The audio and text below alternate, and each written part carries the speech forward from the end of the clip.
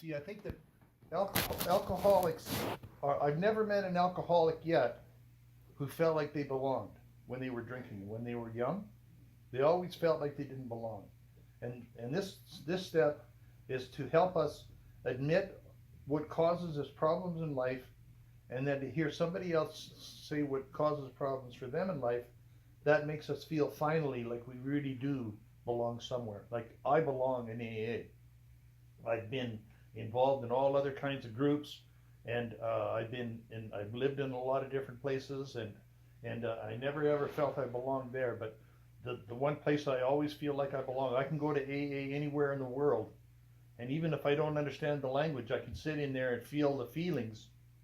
And like when I was in Mexico for 2 months, I went to meetings there, and I don't speak Spanish. I speak a little bit of Spanish, like to rent a hotel or to order a meal, but I can't carry on long conversations in Spanish. But wherever recovering alcoholics get together, God is there, and I can feel that. That's what I feel when I go to the meetings. That's why I went to the meetings in Mexico. So what they're talking about here is that horrible sense of isolation, feeling like that we didn't really belong. Mm. And also too, in step 5, is that that's when we start to believe that we can forgive other people. Like my resentment against my dad was the strongest resentment I ever had in my life. And when I finally stopped resenting him, it was the thing that helped me the most was, remember that book I told you about, The Power of Now, Yeah. by Eckhart Tolle? Mm. Well, Eckhart Tolle wrote in his book, he said, if you still resent your parents, somewhere you believe they had a choice, and they didn't. They were doing the very best they could with what they had. They didn't have a choice. They couldn't change and become another person because you needed them to be that. And that's what helped me finally give up the last resentment that I had. That was the biggest resentment I had in my life, was against my father, because he used to smack me around and humiliate me, and you know, he did all the things probably that your dad did. And he was sick. Like, I have compassion for him now. He was raised by an alcoholic. I think my grandfather was an alcoholic. You know, the thing of it is my aunts and my uncles. I had, see, Uncle Jerry, Uncle Bob, Dad, Uncle Jim, Auntie Mary, Auntie Isabel. They always talked about their mother. All the time I was growing up, they never even mentioned him. None of them ever did mention him. They never talked about him. It's like he wasn't even there. That's why I think he was probably an alcoholic, and they had bad feelings against him because of that. So I'm not positive he was an alcoholic, because nobody will say, but I think he was, and that they didn't want to talk about him because I don't think they loved him. They loved their mother, obviously, because they always talked about her. They never even mentioned him. They never even said bad things about him. He just wasn't there. They never mentioned him at all. Strange.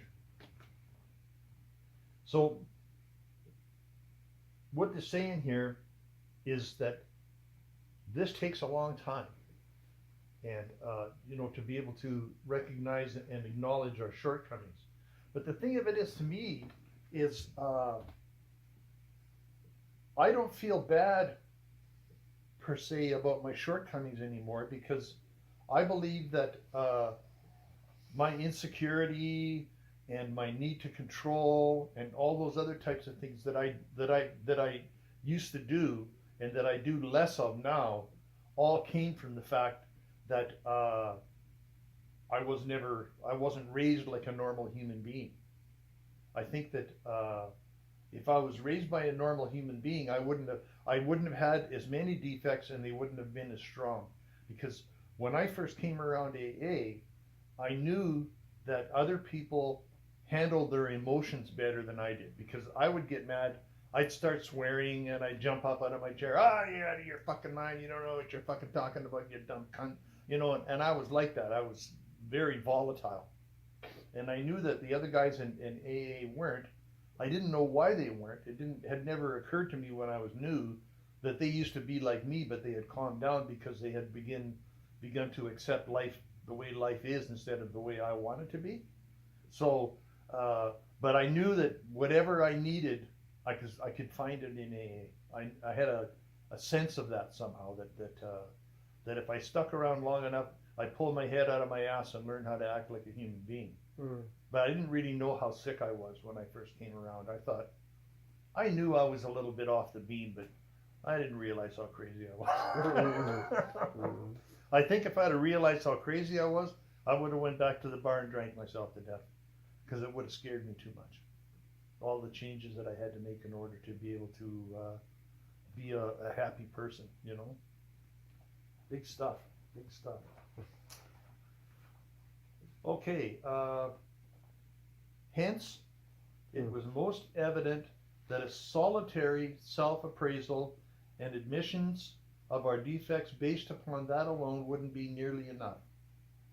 We'd have to have outside help if we were surely to know and admit the truth about ourselves, the help of God and another human being. By discussing ourselves, holding back nothing, only by being willing to take advice and accept direction could we set foot on the road to straight thinking, solid honesty, and genuine humility. Yet many of us still hung back. We said, why can't God, as we understand Him, tell us where we are astray? If our Creator gave us our lives in the first place, then He must know in every detail where we have gone wrong since. Why don't we make our admissions to Him directly? Why do we need to bring anyone else into this? At this stage, the difficulties of going alone, oh, sorry, at this stage, the difficulties of trying to deal rightly with God by ourselves are twofold. Though we may at first be startled to realize that God knows all about us, we are apt to get used to that quite quickly. Somehow, being alone with God doesn't seem as embarrassing as facing up to another person. Until we actually sit down and talk aloud about what we have so long hidden, our willingness to clean house is still largely theoretical. When we are honest with another person, it confirms we have been honest with ourselves and with God. The second difficulty is this: what comes to us alone may be garbled by our own rationalization and wishful thinking. The benefit of talking to another person is we can get his direct comment on counsel on our situation, and there can be no doubt in our minds what that advice is. Going it alone in spiritual matters is dangerous. How many times have we heard well intentioned people claim the guidance of God when it was all too plain that they were sorely mistaken? Lacking both practice and humility, they had deluded themselves and were able to justify the most errant nonsense on the ground that this is what God had told them. I've Mm. seen that happen a lot. It is worth knowing that people of very high spiritual development almost always insist on checking with friends or spiritual advisors the guidance they feel they have received from God. Surely then a novice ought not lay himself open to the chance of a foolish making foolish, perhaps tragic blunders in this fashion. While the comment or advice of others may be by no means infallible, it is likely to be more specific than any direct guidance that we can receive while we are still so inexperienced in establishing contact with a power greater than ourselves. I will read that. Our next problem will be the to discover the person in whom we are to confide. Here we ought to take much care, remembering that prudence is a virtue which carries a high rating.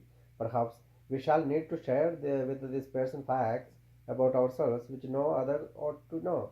We shall want to speak with someone who is experienced, who not only has stayed dry but has been able to surmount other serious difficulties perhaps like our own. This person may turn out to be one sponsor but not necessarily so.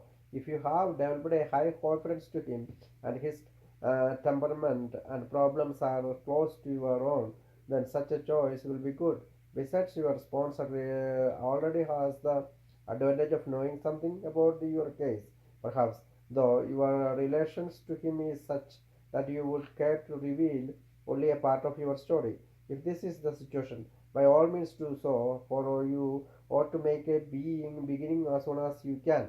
It may turn out, however, that you will choose someone else for the more difficult, the deeper revelation. This individual may be entirely outside of A. For example, your clergyman or your doctor. For some of us, a complete stranger may prove the best bet.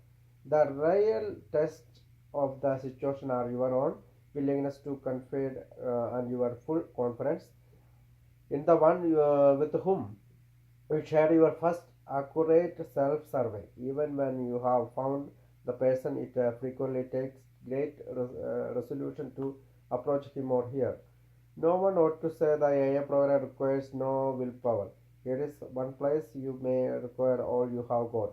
Happily, though the chances are that you will be in for a very pleasant surprise which, when your mission is carefully explained and it is seen by the recipient of your comments how helpful it can really be.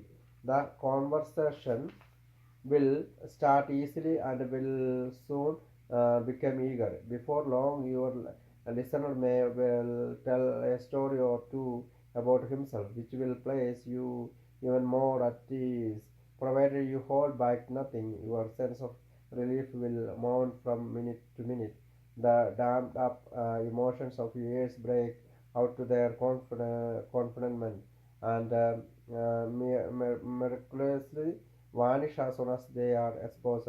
As the pain subsides, a healing tranquility takes its place, and when humility and serenity are so combined, something else of great moment is apt to occur. Mignonet, once agnostics or atheists, tells us that it was during this stage of step 5 and he first actually felt the presence of God, and when those who had a faith already often became conscious of God as they never were before. These feelings of being at one with God and men, this emerging from isolation through the open and honest sharings of our terrible burden of guilt, brings us to a resting place where we may prepare ourselves for the following steps towards a full and meaningful sobriety. Right on.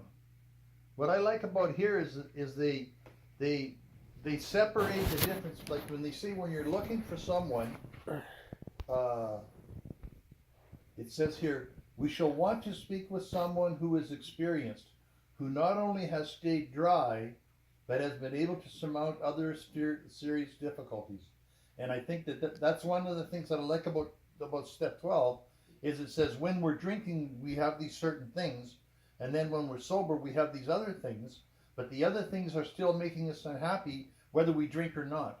And when they talk about when AA's first went out, like AA started in 1935, and then it grew like crazy, and then in 1940, I think it was 1940, AA started to go into the services. They were in the Navy, they were in the Air Force, they were in the Army, they were in the Marines, and they were sent all over the world. And they asked if the faith that AA's had helped them when they were overseas, and they said yes, that faith did help them, that they had fewer alcoholics relapses or emotional binges. And I think that I really like that the 12 by 12 separates when we were drinking from when we were sober, because when we're sober we have this whole idea of we want to look normal, we want to have a normal life, and what happens